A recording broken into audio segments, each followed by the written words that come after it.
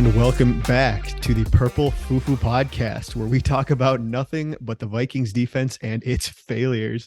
My name is Theorist. I'm joined by my two co-hosts, Bryce and Slime. Socials are down there in the description. Fellas, how are we doing today? Oh God.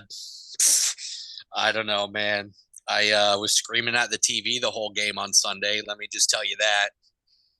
So, Yeah, it wasn't a safe viewing for any of our vocal cords, I assume. mm-mm. Certainly not mine. That was miserable. Yeah. I for whatever reason chose this game specifically to be the one that I got really angry about. I am generally a very level-headed fan. When I'm watching the game, usually I am very good at keeping my head on my shoulders and just kind of going with the flow, win or lose. But for whatever reason, this game early on, I must have been really hungover or had a nightmare the night before or something that I don't remember, and was just we just woke up angry, on the wrong side of the bed. And so I was hoping that by halftime I wouldn't have to feel quite so much rage. But it just continually got worse. Yeah, that was a painstaking one. But hey, at least we got a different game. We didn't get the one score game and we didn't get blown out. So, Yeah. be careful what you No. wish for. The monkey paw curls. Well, yeah. I mean, I was gonna say, my big Kirko prediction kind of came true, right? Like it did. Just sucks that we lost a great game that Kirk really balled out for us. This was like the first game. Like me personally, I think this was like Kirk's best game for us this year. And I hate that the defense just shit the bed, because if the defense didn't shit the bed, that could have been a blowout game. Yeah, he looked nice. I'm not gonna say it was his best game because we fucking looked terrible. I'm gonna reserve his best game in my book for a win. But Slime, I'm glad you weren't the only one who was just like on edge all day.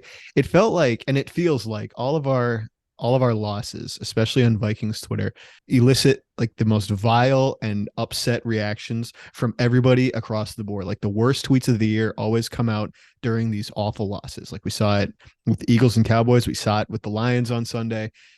And I noticed you were very much on your the players suck and Donatella is not the only person, or not the only problem, and you were really going at it with a lot of people there. And I was like, man, there must be something in the water today because I'm feeling this too.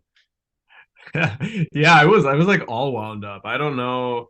Yeah, I don't know what happened on Sunday the last couple of days, but I the thing is it's just scapegoating to me is just so obnoxious. I'm so sick of that, of people being like, there's one problem, and if you eradicate that one problem, then everything is solved. And it's like, no, the next guy up is Mike Pettin, who does the same exact shit that Donatel's doing right now. Ask any Packer fan under the face of the sun, and he'll tell you that. They'll tell you that.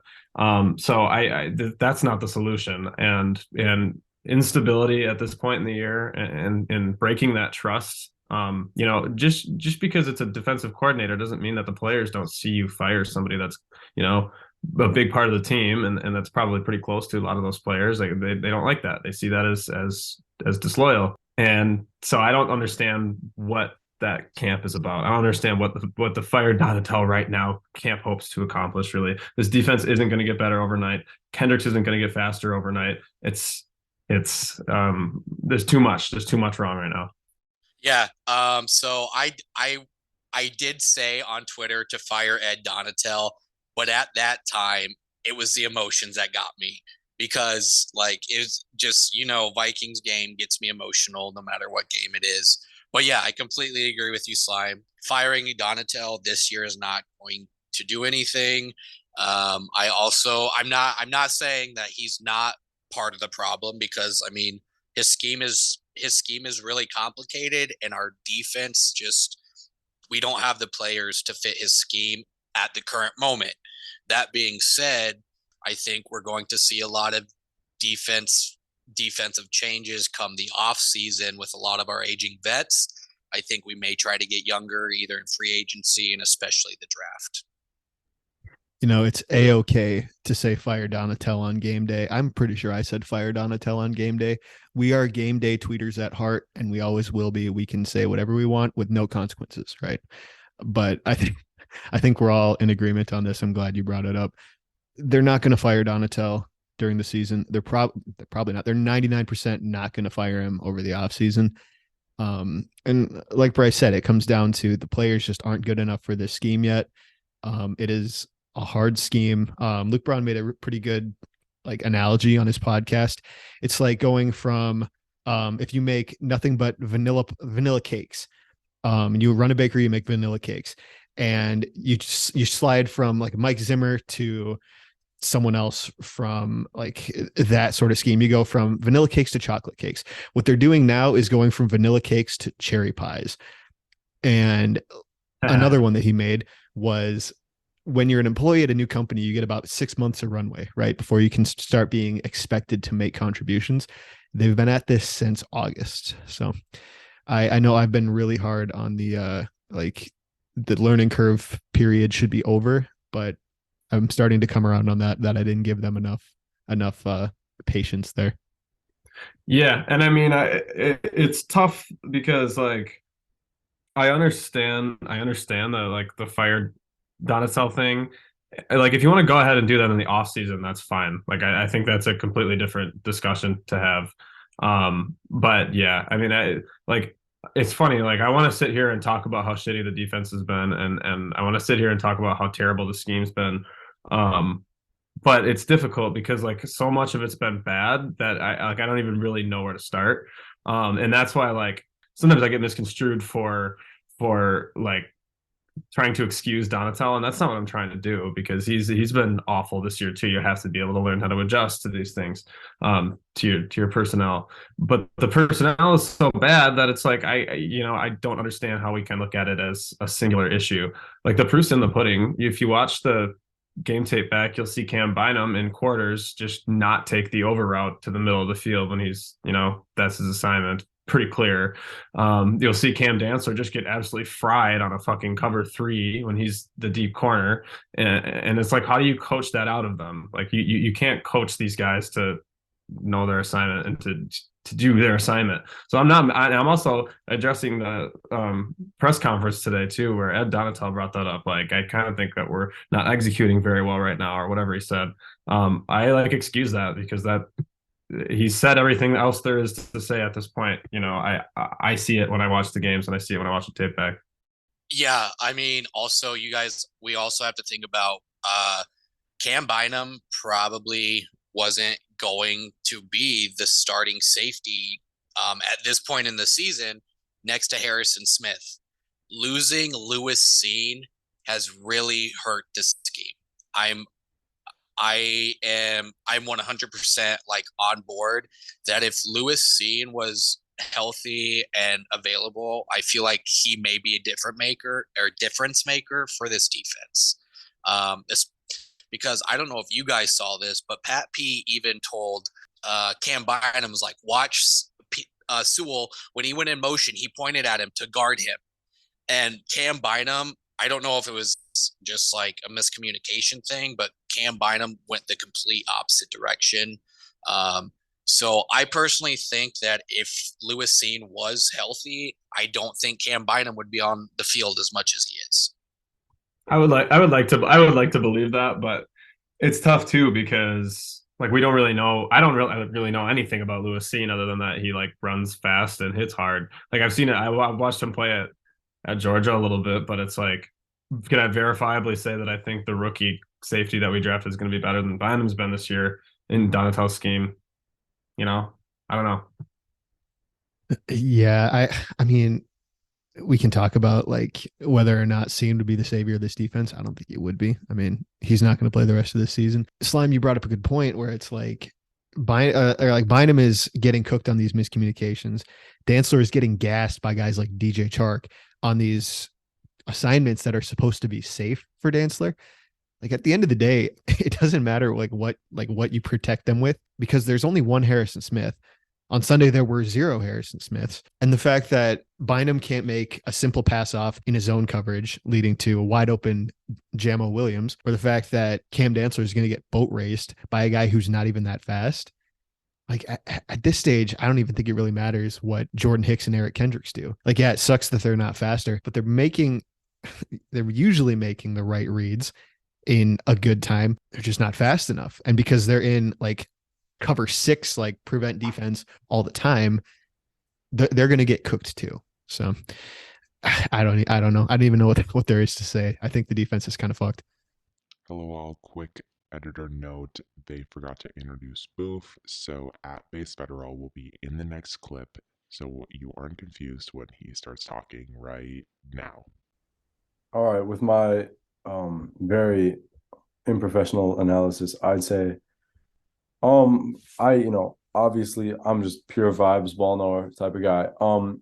Donatello's been in the league for 31 years. He's a Fangio disciple. They run an aggressive style defense. We aren't playing an aggressive defense. We made a switch to a 3-4 this year, and there was hope that could kind of what were we trying to cover up some flaws within like our lack of depth. And I think we addressed that in the draft, with Scene and Booth, but Scene obviously is out for the year. And then Booth has been bouncing, on and off the injury report. And then I don't know, it seems like we're playing this soft defense, but maybe, I don't know. Like Slime, you were saying how, at some point, when is it just execution? Like if you have the simplest scheme in the world, whole lot of illusion of complexity type stuff. If it's the simplest scheme in the world and they can't execute it, then that's not on Ed, as many shortcomings as he may have. And how much blame is it really fair to put on him, given what the players are saying, the head coach is saying? And, we're all just fans. He said they're going to be making adjustments, though, and they're having great active discussions within the coaches' room about what to do to fix it. So are we going to be fine, guys? Good. You kind of have to hope that they're going to be fine, right? I mean, that's what Ed Donatel was talking about in his press conference. He's like, the coaches all agree, the players agree too, that they're close to getting it, and you just kind of got to keep plugging away at it. And I do want to preface this too. We sound very pro Ed Donatel so far. I don't think that's the vibe that me or my co-hosts are trying to give. He is not without blame in any sense. He has tried to implement this very challenging, very demanding scheme, and he has not had the players that he needs in order to do that. But at the same time, like we've been saying, there comes a point where the scheme doesn't even really matter. The players just need to be better, or they need different players. Yeah. I also, so like, here's my thing again, not like being a Donatel like defender, because I'm absolutely not. He, like what Theorist just said, takes blame too. I think going into the season, the reason why every Vikings fan is upset right now is because of our record. We did not expect this this year to be as good as it is. Like 100%. If I was not expecting to have double-digit wins this year, and so now that we're at the double-digit like threshold and that the division is in sight, we have such high expectations for a year one coaching staff. And that's the thing I have to tell myself too, is that this is year one of a brand new scheme defensively and offensively. Again, not defending Donatel by any means, but it's like if Kwesi and Kevin O'Connell are okay with Donatel running this defense, I think we're going to see some defensive changes coming with players that are going to be in the building and all of that stuff. I just I have to remind myself too, this is Kevin O'Connell's first year. Nobody expected us to be 10-3 at this point. So that's where I think where a lot of our frustrations as fans is coming from, is like, oh, we're 10-3. We have playoff aspirations, maybe even Super Bowl aspirations. You all know I'm a homer here. My Super Bowl aspirations are out the window 100% now. Like, I totally see this team getting bounced first round just due to our defense. Yeah. Expectations wise, I don't know. Going into the season, we were, what was it? With our win total set by bookies was 8.5. Like, the over under was 8.5, right? Yeah. The line. We've clearly hit the over. Like, I don't know. We're just, we're 10-3. There's not really there's things to complain about and things that can be fixed, but I also am just very much enjoying being 10-3. It's a weird mixture of wanting to improve and also enjoying where you're at the same time. Because, with the expectations that you should be putting on a first year coaching staff coming into an aging lineup that's kind of, well, I don't know if we're aging even anymore. Our stars are aging for the most part. And then we've got a really young core. But yeah, just kind of setting reasonable expectations is huge. Yeah, and it was never going to be a 1 year like roster build. I know they talked about competitive rebuild and all that shit. That doesn't really work, especially if your rookie class contains wonderful successes such as Lewis Seen and Andrew Booth. Uh, but they can absolutely turn it around. We have high hopes for Brian Asamoah next season. And like you said, our core is aging, but we have guys who are still young, and we can have higher expectations for our next rookie class, or at least higher hopes. And if we can shed salary cap too in certain places, I don't know, Dalvin Cook, Eric Kendricks, Patrick Peterson, who knows, but smart signings in the offseason and better drafting, I think you're right. I think that they can continue on this path that you're talking about, that'll end up better than where we are this year. How are we feeling about this? Who's this corner that we just signed that ran like a 4.2 or something in the 40? Did you guys see that? I did see that. I don't remember his name. So we don't know anything about that dude. Kalen Barnes or something. Hold on, let me go. Yeah. Like Kalon Barnes or something like that. He's very fast. Yeah, the only thing I know is that he is very fast, but if you look at his agility scores, he can't like turn his hips very well, which scares me. He's a punt gunner. He's probably just like a punt gunner. He's probably going to be a punt gunner, which honestly, after our special teams showcase that was awful on Sunday, I don't hate the signing. My worry, actually, I had this thought earlier, completely forgot about it till right now. Didn't Chris Boyd get hurt? Yes. He did at one point. I don't know if he ended up on the injury report today, though. I don't think I saw it. I don't think so either. But I was like, yo, if he is hurt and we just immediately made a move for a guy that can go out and be a gunner. Because that's, I mean, straight line speed. And, Boyd's been pretty good in that role this year. Do you think that maybe we could just take that kid and start him at corner and only play cover 3 and just be like, hey, your job is to just 40-yard dash your quick ass down the field and just don't let anybody get past you. And that's just it. And hopefully he can make a play on the ball every now and then. I feel like that would work out better than just putting Dantzler on an island. Yeah, maybe we can transition Dantzler to like a box safety and just have him be tall in the middle of the field. You can cover tight ends exclusively. I don't know. That might be too much. Maybe he can cover Penei Sewell instead. I want to get just this is going to be the most inane thing that I've ever asked. But I'd like to know. Let's go through the players in the Vikings defense. I want you to tell me good, mid, or bad. Eric Kendricks. Mid. Bad. I'm on the lower end of mid. Yeah. How he's been performing. I'll go with that. Harrison, very good. Which one? There's two Harrison. Okay. Yeah. Good. I like both Harrisons. Yeah. I will say good because it showed how much we need him in this defense after him being out on Sunday. He's absolutely. I mean, I know he's an aging safety, but he's still an above average starter, and he can read plays like no other in the end zone. And I think if he was healthy on Sunday, it would have been a different story. Yeah. Pat Pete.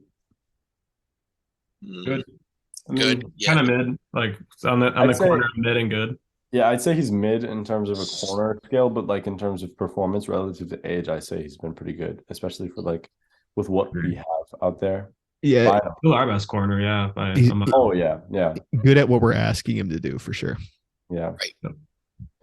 Bynum. Bad. So bad, man. Stinker. Cut him. It sucks. He has flashes of greatness, and he like flashes of fantastic instincts. Like against the Jets, that last pick, that was great of him. But then he turns around and just has no idea what he's doing against the Lions and Jared Goff, man. It's a horror movie, bro. All I'm gonna say is Mr. Movie is gonna be finding himself working at the box office next season if he doesn't turn it around. He's gonna be doing that at the box office. You want to buy a beer from the concession stand? It's a movie. Fucker. Oh man.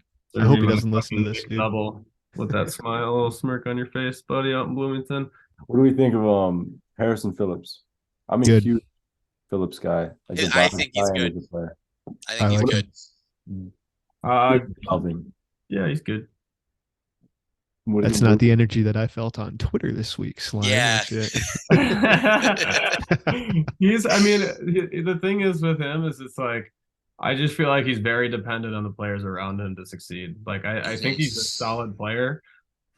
Like, I just I don't know if he really affects the game the same way that a lot of other people do. That's all. But I think he's solid. I mean, he's a starter for sure.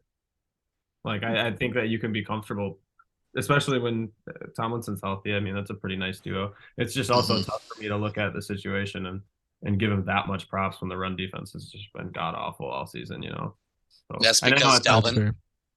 Dalvin Tomlinson is our run defense. I'm afraid to say, like Dalvin Tomlinson, we need to do whatever we can to re-sign him in this offseason. Yeah, he's got to come back. Either that or they got to take a big fat boy early on. Mm-hmm. I hope that they bring him back, because if they don't, then you're right. Big fat boy early on, but they need to take about 2 corners and a wide receiver early on too. And they don't have a second round pick. So show Dal the money. Not yet. They don't have a second round pick. Not yet. But when Adam Thielen is traded to the Colts, we're going to get their second round pick for Adam Thielen and Kirk Cousins in the offseason. Yeah. I was going to say, we're getting the first for Kirk. Who else you got? Boof. Who else is on that shitty defense? Cam Dantzler? Dantzler, I don't know. I'm all right with him. I'm cool with him in run defense. Anything else, I don't like him. Yeah. He's our number 1 corner for next season. That's so nasty. Yeah, it could get worse, folks. Booth he's got to develop, stay on the field, and we have to draft somebody, which is insane because of how many years we were like, no, Zimmer, don't draft a corner and it all failed. He was right all along. All I know is that one of our basically he's our social media marketeer at this point, our boy Cowabunga Kevin. He wants I don't know either of the corners he wants us to draft in the first round, but I love his ball takes. There's a corner from Oregon he wants us to take, and I think the other one is from like Tennessee or something. But yeah, I'm gonna say it. Be prepared to take a corner in the first round this year, fellas. If anyone out there has played cornerback in college football, we want you in Minnesota. Come on down. You don't even have to be good. The bar's not that high. Exactly. Eric Kendricks, we already covered him, right? Yeah. Jordan Hicks. Yep. Trash. I think he's trash. I've seen some interesting points coming up in the analysis of this game. In order for him to not be trash, he would basically have to be Fred Warner on every single play. He would have to have a level of athleticism that he's never had. He would have to make the perfect read every single time instantly. And he would have to pray that the wide receiver doesn't lean towards the corner more than him and just be completely out of range anyways. Slime, you're making a disgusted face at me. Because what the fuck is that? Are you serious? Jordan Hicks? Okay, yeah. Is that like really? Like, is there film? Okay, did you see Nick Olson's thread today? It came up a lot where the like 20 yards in the middle of the field was just wide open except for Jordan Hicks, and there's like 2 like speedsters running towards him or away from him. It also came up, like I said, in Locked On Vikings today in this episode. If you caught that one? I was more along like on your side, but then I heard both of those points and it started to turn me a little bit, I am going to need to go look at those because if that's the truth, then that's like, I mean, I'm not saying it's a fireable offense, but like that is like cream of the crop poor coaching. Because Jordan Hicks, like, first of all, is old, and second of all, has never been that guy. Like, has he ever been? I mean, Kendricks, you could at least make a case for it to be like, yeah, we expect him to be that guy, but like Hicks has never been him. I don't understand why you would put him in situations like that. In Arizona and Philly, I believe he was never a huge liability, but you're right, he was never that guy. And it kind of goes back to what I was saying. The options are put all the stress on him to be Ray Lewis, or expose Duke Shelley and an injured Cam Dantzler even more, so that you just have Jamo Williams running wide open in the end zone every single play. Yeah, we're kind of fucked on defense. Yeah. Yeah, that's what I'm saying. Like everybody's people are like, we need to draft a receiver in the first round this year. Absolutely not. I'm on the defensive train because our defense is cooked. Like especially, I mean, I have a feeling we're gonna keep Donatel next year, so just like be prepared for that. I'm preparing myself for that too. But I think Donatel and Kevin O'Connell and Quessy are going to be looking for that one star player on the defense that we can find in the first round to make our defense better. Again, I don't want to make like say the rookie is going to be like the anchor point to our defense, but something's got to give because this defense is just trash. You never know. Maybe the rookie can be the difference maker. You're seeing like Tariq Woolen, Sauce Gardner, what was that, like Michael Jordan or whatever, that other guy that Seattle drafted, the one guy down in Miami. They can do it. Yeah, they can do it. Yeah, I don't know anything about this draft class. Are there any like bona fide studs?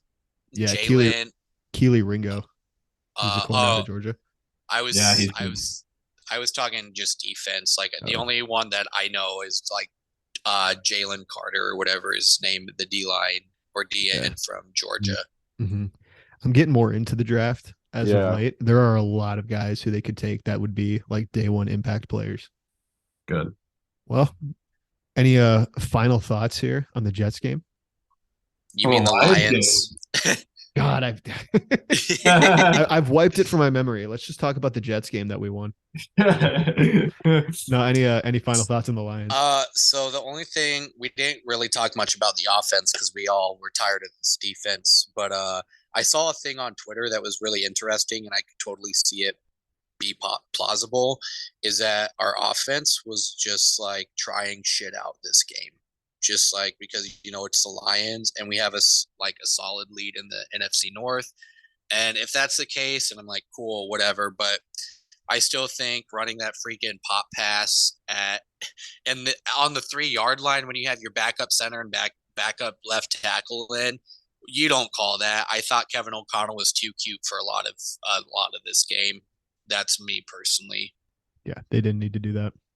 Yeah, I don't really have like that many concerns about the offense, really. I don't think, because they got my manhandled. But yeah, that's gonna happen when you're missing 2 of your 5 starting O linemen, and yeah, so I'm not really concerned about the offense. I think they'll be able to hold their end of the deal all year. I mean, and the other thing too is that like Kevin's an offensive head coach, and so I am a lot more worried about him being able to get the defense back on track. I don't really have any concern. I was close. I was like 8 points off on my score prediction too.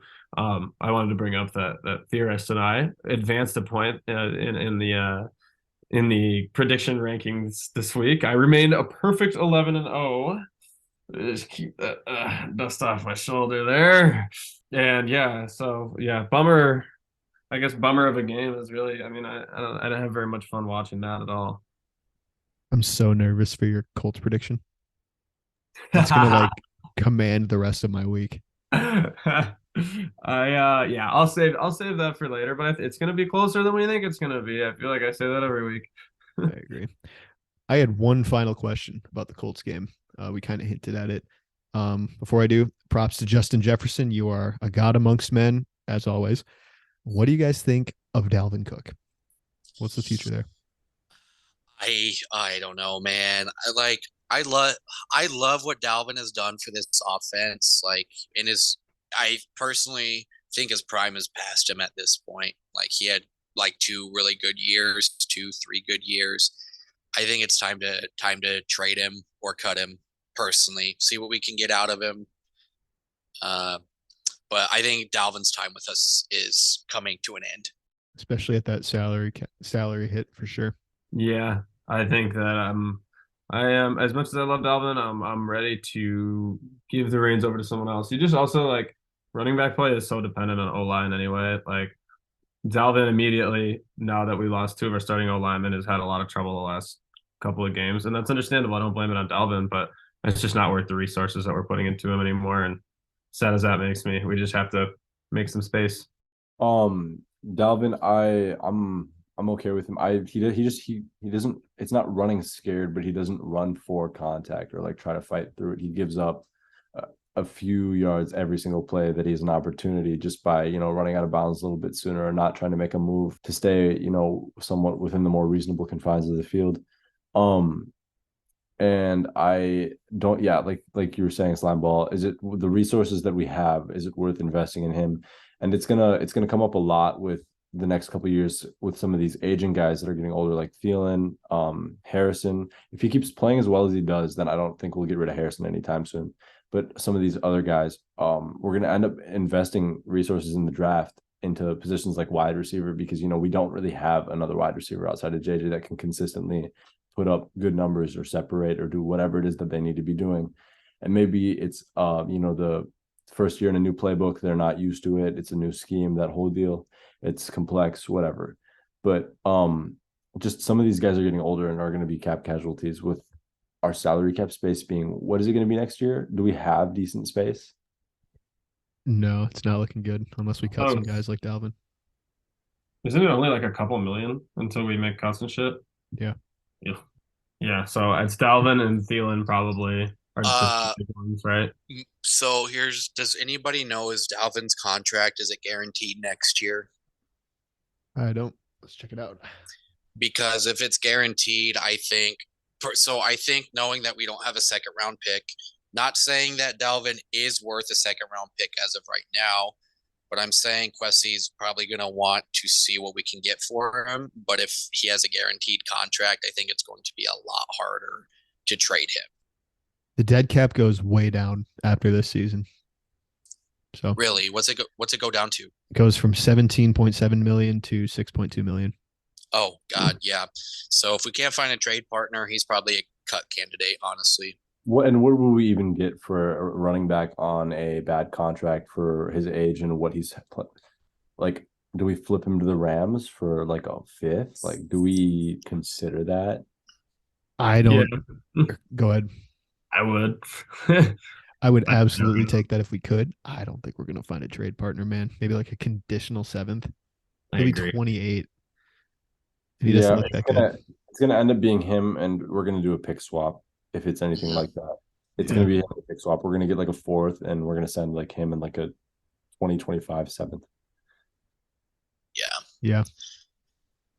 All right. Well, any other final thoughts before we move on here? Nah, fuck that game. Let's move on. Yeah. So, shithead of the week. I feel like I don't know. Can't really tell. I want to say Ed Donatel, but like Slime said, that's kind of like a cop out because I don't know. Donatel has given up 400 plus yards in the last 4 games. So how much of that is the players and how much of that is the scheming too? Like I'm not pro Donatel. I'm just saying like combination of both. I don't really have a shithead this week. Maybe my shithead of the week goes to me thinking we were gonna blow out the Lions this week. That's on me. I applaud you for taking responsibility. Take that on the chin. I love it. I didn't really think about shithead of the week at all, honestly. I feel like I was on Twitter arguing with people about Donatel for a little while. But like I don't, that's not really a shithead. I don't think that's a shithead of the week worthy offense. Because again, we have full, no agency over what we tweet on game day. So I'm willing to forgive those people. So I don't know. I guess Sheila Ford Hamp because I don't know. Fuck the Lions. Fuck Detroit. Can't have shit at Ford Motor Industries. Yeah. I'm still just pissed that we got smoked, honestly. Yeah, I'll second you on Sheila Ford. No nice things in Detroit. I thought you were gonna hit us with a can't have shit in Detroit, and I was like, that is unreal. I was about to. That was the play. I know that was the way. I was like, oh damn, he just lobbed it to himself out of the backboard like that. That's nice. He lobbed it to me. We're good. I don't know. It's kind of a weird week to have one. It's like a sad, not like a sad week, but it's kind of a down week. Like there was no big thing on Twitter this week that we lost. Yeah. Like there was nobody that was like really a scapegoat for it. JJ played out of his mind, so that's cool. and Kirk wasn't, Kirk was insane. I almost was praying on his downfall by calling him mid. There was no reason for me to do that. He was balling out of his gourd. But where was I going with this? There's not really any, and like I don't know. I didn't argue with any like what did we get into this week? What happened? I guess how Nothing. about maybe the point differential, folks? Like I've seen that Yeah, at infinitum. I don't know if that's the closest I could come up with. I I go for that. I was gonna say maybe the other shithead that I'm thinking of could be that ref that screwed JJ out of that touchdown because he was not out of bounds. That was some I dog shit. Mhm. because That JJ would would have have had saved us like so much time. he would have had like 260 and a touchdown, and plus that would have saved like 30 seconds on the clock. That possibly could have helped us. But yeah, no, that ref who like screwed JJ out of that touchdown because I'm gonna go to the grave saying that he was not out of bounds. That would have been the franchise, like, or the all franchise record, both regular season and playoffs, too. So And thank that you, would have referee, once again. Great job, NFL. put him on track for 2K. Not that he's not on track now, but Would have he's been gonna just that much closer.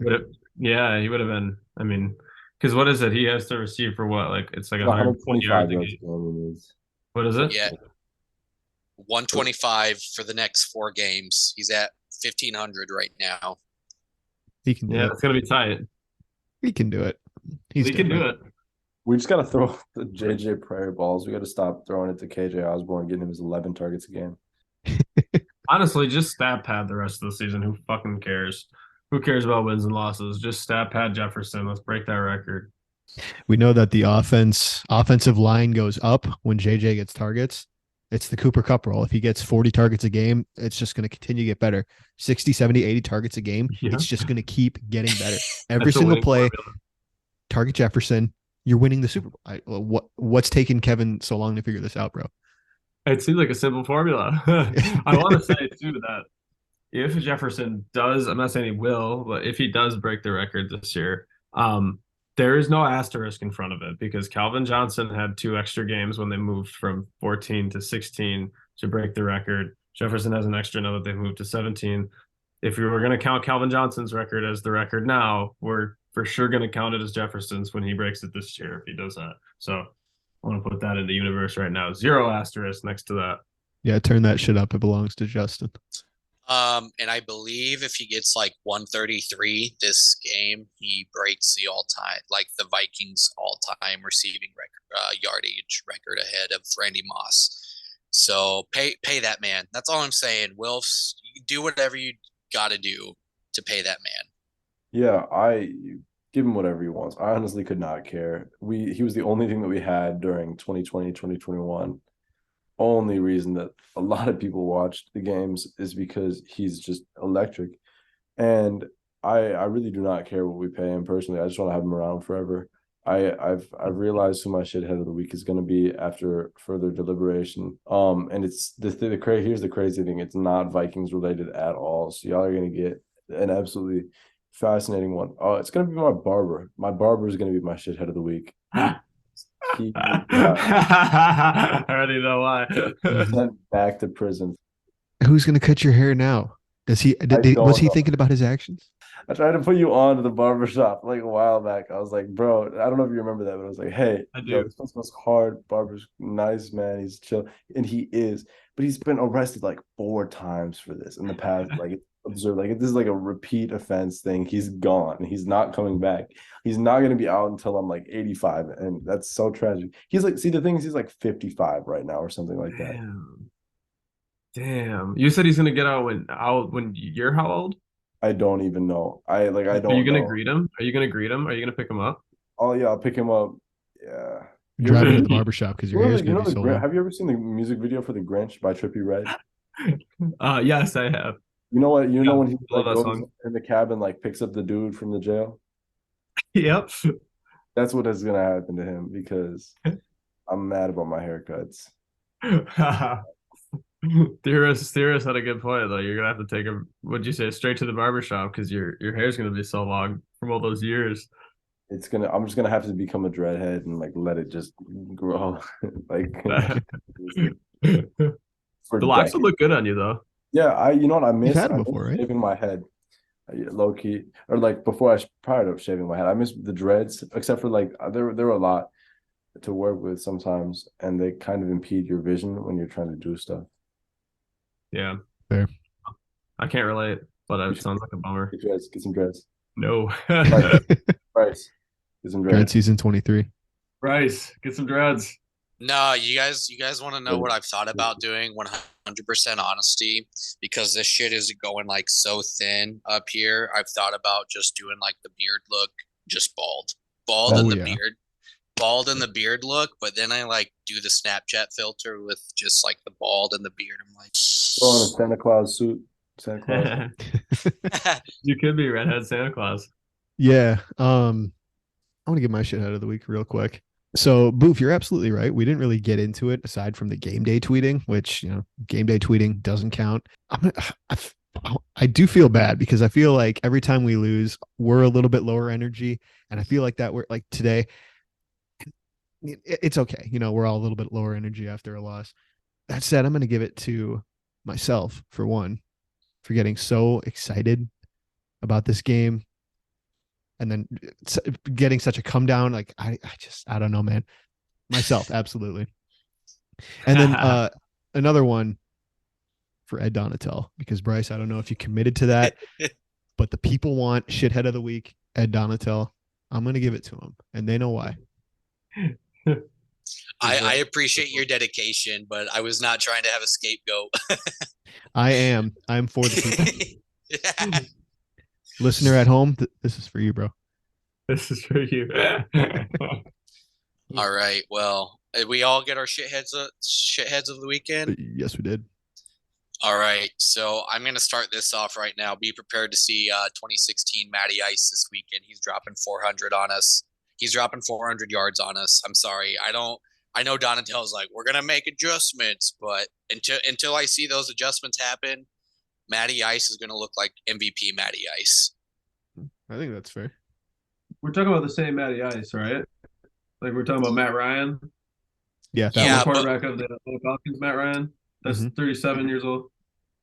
Yeah, Matt Ryan's not hanging dog on us this week. I will make my only promise to you this week is that Matt Ryan will not hang dog on us. Matt Ryan he might throw for 200. He might complete like 65% of his passes. Might not throw a pick. He's not going to hang dog on us. That is my slime ball guarantee this week. There's no reason. Like, okay, if there's any week for Ed to just completely go full senile, dementia-ridden grandpa and just send a blitz every single play, it'd be right now because Matt Ryan can't move. You've got somebody who is unable to walk back in the pocket.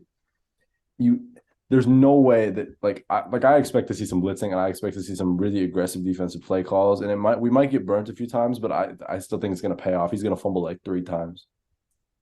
So I can totally see why you guys are saying this, but we fucking let Mike White drop 400 yards on us. We let Mac Jones drop 365 or 325 on us.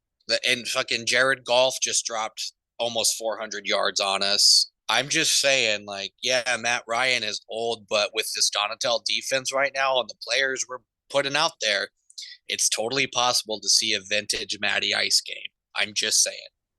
Do you guys remember Teddy Bridgewater by chance? Did you know that Teddy Bridgewater threw for 329 yards and 2 touchdowns on this Vikings defense this season? Really? Did he do that? Yes, he did do that. 300 yards? 330 yards, 29. But how much of it was in the last? How did that game end? Wasn't there like a drive at the end of the game where he threw for like a solid, like the fourth quarter, last few minutes, he threw for a solid chunk of that? I think so, but it mattered. They only lost by 8 points. Wait, I forgot about that. I didn't realize he threw for that many yards in that game. Exactly. Yeah, if the quarterback played the Vikings, it's honestly a fair bet at this point to assume they threw for 300 yards. I'm hoping for the under one of these times, but as much of like here, it might just be me loving Teddy because Teddy's Teddy, but the difference between Matt Ryan and Teddy is like what, 12 years, and even though Teddy like obliterated his knee, which was the fullback's fault. I'm telling y'all right now, conspiracy theory time. That one dude, I don't remember who his name was, but he stepped on his foot, and that was what happened to Teddy. Go look it up. There is evidence online. You'll never hear about it anywhere else, but that is what happened to Teddy. It was not a non-contact injury. That's There's my tough. tangent. But yeah, no, there's my tangent for that. But Matt Ryan, he's too old. He doesn't have it. Like these guys, like they have the potential to have it, but they probably won't. Matt Ryan is too old to do anything other than sit back and get murdered. So what's gonna happen when he does throw for more than 250 on us? If he Drops throws for about more than two, if he drops 300, like he's probably going to drop 315 to 320 on us. I'm going to make both of you eat crow. I'm going to make both of you eat so much crow. And if he doesn't, I'll eat crow because it's only fair. But I'm telling you that the way our defense has given up 400 plus yards in the last 4 games. do we So do we dare put a wager of a $25 PlayStation gift card on this one? Ooh. Ooh. ooh, it is a Christmas. It is the holiday season. So you know what? I'm down. I'm down. Spirit of giving, I think you have to. I do like Down. it. Boof, was it Zach Line that you were talking about? Mm-hmm. Yeah, it was Zach because I remember Line. reading about this too. I think he's still around, so put him on the shit list, I guess. But I don't know. I think I'm with Bryce on this one. He just threw for like 250 against the Cowboys. And I know that it was 100% garbage time, didn't matter. But Slime, you said it yourself. This game's going to be closer than we think. And the Colts have a dog defense. Justin's going to go for 300 on that game. You know, his points got to come from somewhere. I don't think it's going to be Jonathan Taylor. He's not been him this year. No, but we as a run defense have a tendency to pretty much make anybody look like him. So yeah. So here's the thing. I'm basing my opinion around the Colts are gonna murder us in one way or another on defense or on offense, excuse me. And I'm just choosing that to be Jonathan Taylor. I think Taylor is gonna go for like fucking 115, a couple of touchdowns. I just don't think they're really gonna have to even throw that much, to be honest with you. And it's not like when they do throw it, Matt Ryan's going to be able to like can he even throw the ball more than 30 yards anymore? I don't know if he can. So as long as we can just keep him from throwing 30 times, like we might be cooked only by Jonathan Taylor instead of both of them. That's my hope. I watch us get Ed Donisell prevent defense into 250 Matt Ryan passing yards, and it makes me have to get Bryce a $25 PlayStation gift card. That's actually it for me. Yeah, you're never gonna hear from me again. I'm quitting Twitter. I'm blocking you all, and iMessage. You're never gonna hear from me. Boof and I already have a secret hatred for each other, and so this is gonna make everything worse. if I watch him put up 140 passing yards in like the fourth quarter because it's just drive, and then we like get a turnover or do the weird like they don't score in the red zone thing 6 times. If I see that, if that's how that game goes, I want you to know, Bryce, I'm gonna personally hand make you something and be delivering it to your crib. It's gonna be an apology letter. It's gonna be an apology letter, and I'm gonna bring it to you. I'm gonna sign it. I'm gonna bring the PlayStation gift card. I'm gonna drive all the way to your crib.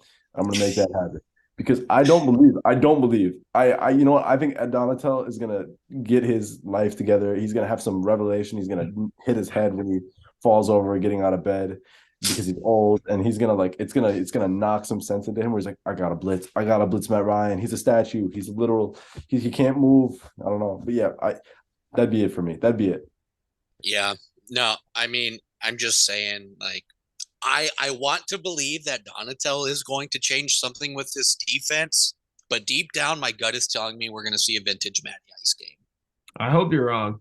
I mean, you might be right. Fuck, I don't like. At this point, I've just come to have zero expectations whatsoever. So it's tough for me to sit here. Like my score predictions are good and my game calls are good, but my in-game calls are horrible. Like I deserve to be eating crow for the way I talked shit to you last week about the Kirk Cousins 400-yard game. I apologize. Hands up. I apologize because that I can't. He did it, and we fucking lost because of course that would happen where he like actually does that and we still fucking lose. But yeah. So I'm kind of like beyond trying to make game calls at this point and just like sticking to what I'm good at. All right. You guys want to hear something that's going to make you really sad?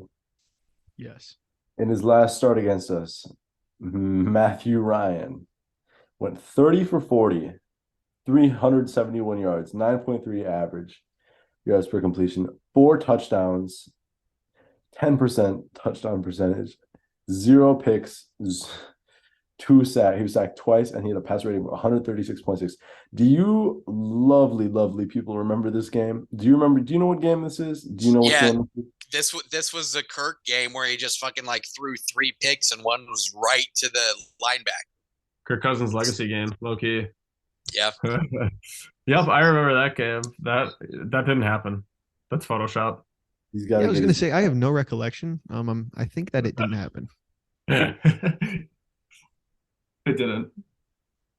Matt Ryan actually doesn't exist. Sam Ellinger's starting on Sunday, and if it says Matt Ryan on the back of his jersey, no, it doesn't. Are you worried about Jeff Saturday's first game on Saturday? Oh fuck!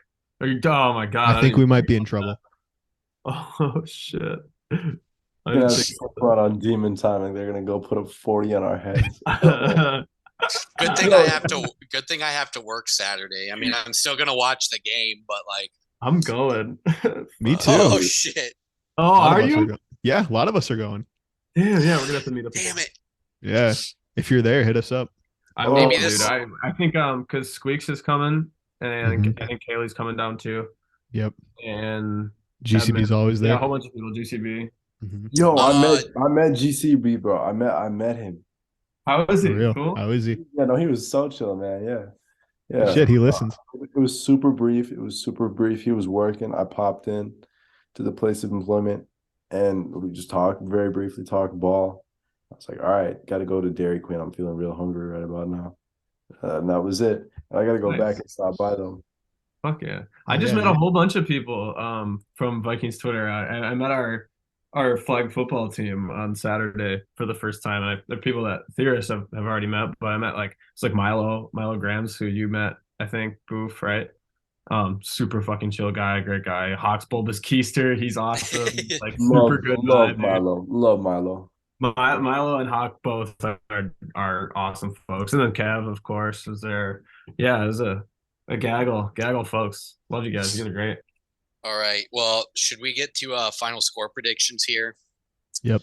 Sure. I'm gonna leave it to Mr. Nostradamus here. Slime ball. What's your prediction for this weekend? Oof. Well, I'm more optimistic about this one than I was last week. I still think that we're gonna beat the Colts. Like, I just don't really think they're that good, honestly. Like, we've found ways to beat teams that we should beat so far this year. And lost to the teams that we thought we would lose to for the most part. Besides, like, you should beat the Lions, but they're really good right now. They're really hot, and they're a lot better than the Colts are. Every time I watch the Colts play, they look anemic. We look anemic a lot of the times in a lot of areas, but we're good at winning football games still. And we can't necessarily hold ourselves to the barometer of like, oh, we're losing to the best teams and the hottest teams in the league, 3 times out of 13. We should call the alarms. So I still think we'll turn the ship around. They've responded to losses really well so far this year. So I'm not worried. I'm going to take Vikings 30-21.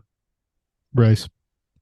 All right. Well, before I start mine, I'm gonna throw back to our Purple Fufu podcast page that was done on December 10th of this year, or this month.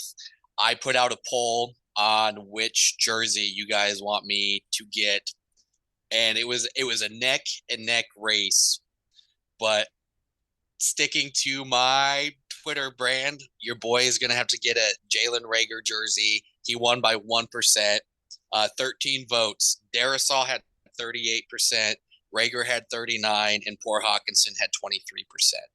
But so I will be getting a Reagor jersey probably after the holidays when I have more money. Anyway, prediction for the Colts game. It's really hard for me to predict this game. I think we do come out with a win, and I hate that I'm not being like the homer this episode because Vikings has shown me a reason not to be a homer on them right now. I do think we win. I'm gonna go. It's a 27-30 Vikings dub. Tight. I like it. Another 1-score game. Sounds good. Boof, who you got? For me, I would say that I'm gonna go. See, the issue is this is like when you draft a player to your fantasy team and then they like explode. You know what I'm talking about? Like I feel like no matter what I'm gonna say, it's gonna be just the most atrocious prediction of all time at the very end of it.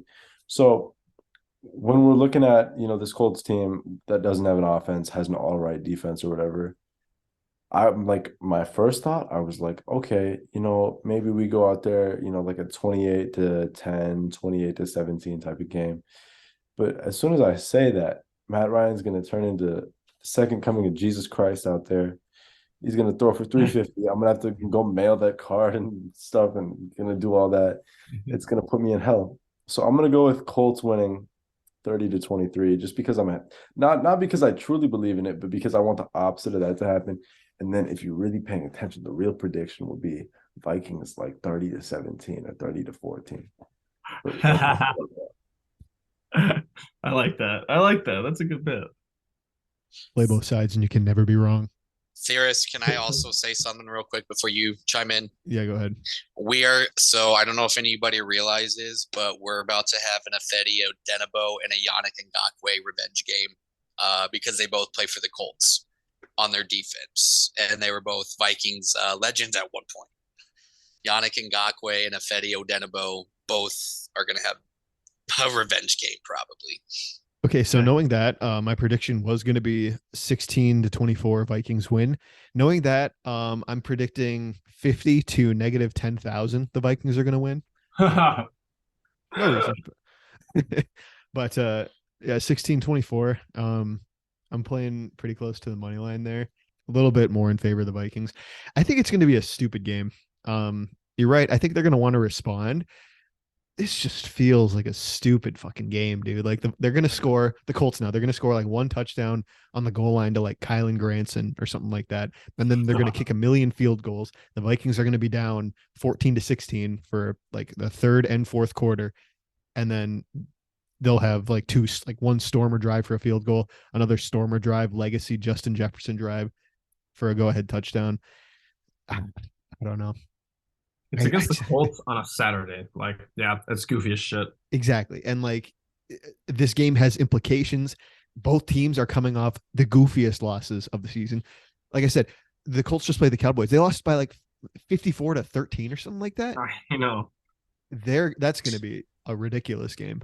I'm gonna save you some heat on that.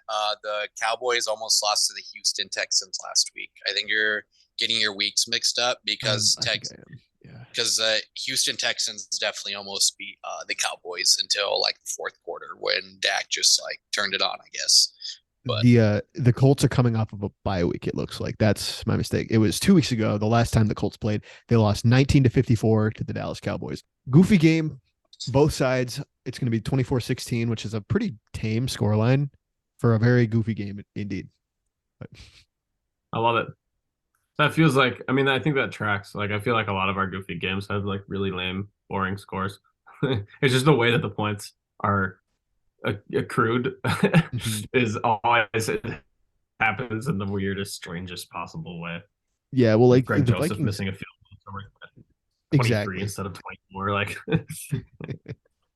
you're exactly right. Like the Vikings Dolphins was also 24-16, exceptionally goofy game all around. Yeah. So I'm just counting on that part too. Exactly. They're very good at like making sure the game script is super fucked and then still appearing to have played like a regular football game. Like if you didn't watch the Vikings, if you just looked at the scores, you'd be like, yeah, this is a normal football team. But if you watch the games, you're driven to the brink of insanity with it. Yeah. Internally screaming at all moments. Well, fellas, got any final thoughts on the Colts game before we wrap up here? Just about does it for me. Yeah. Matt Ryan's going to suffer a career-ending injury. Whoa. Yeah. We at Purple Fufu do not wish violence upon anybody. That's just boof. No. I didn't wish anything on him. I didn't say anything about him. I just said that I consulted the Oracle. I just had to tap into that real quick so I can know my predictions.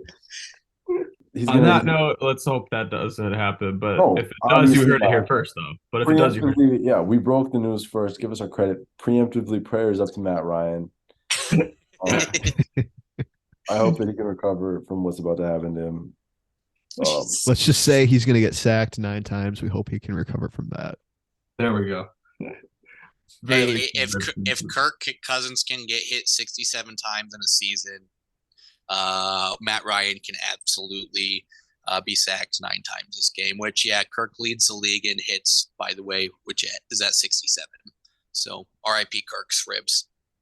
You know what? Everybody just make sure to enjoy Matt Ryan's final game on a football field.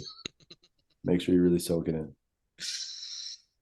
Well, on that note, thank you so much for listening to the Purple Fufu podcast. Let's hope Donatel and the defense figure it out. Otherwise, you're going to lose us all forever, and the void will consume us.